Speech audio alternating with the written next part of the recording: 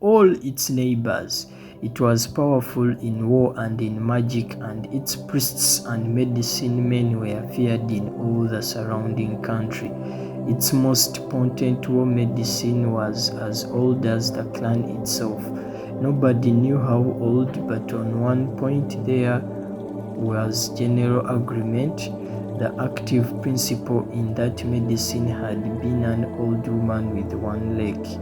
In fact, the medicine itself was called Achebe, or old woman.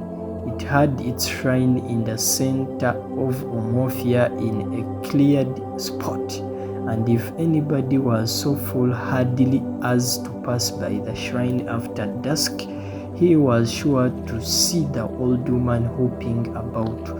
And so the neighboring clans, who naturally knew of these things, feared Umuofia and would not go to war against it without first trying a peaceful settlement.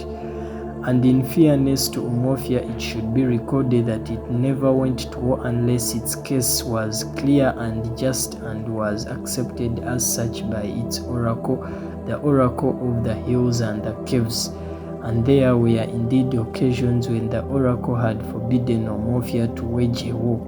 If the clan had disobeyed the oracle, they would surely have been beaten, because their dreaded Achebe would never fight what the Igbo called a fight of blame.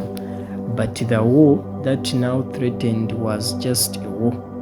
Even the enemy clan knew that, and so when Okonkwo of Umuofia's arrived at Mbiano as the proud and imperious emissary of war, he was treated with great honor and respect, and 2 days later he returned home with a lad of 15 and a young virgin.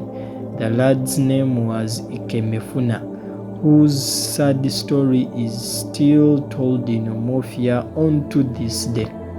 The elders on the Chi met to hear a report of Okonkwo's mission.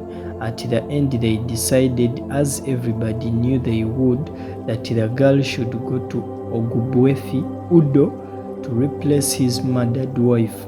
As for the boy, he belonged to the clan as a whole, and there was no hurry to decide his fate.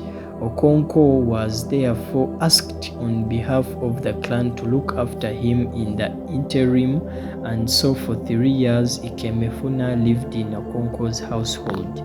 Okonkwo ruled his household with a heavy hand. His wives, especially the youngest, lived in perpetual fear of him.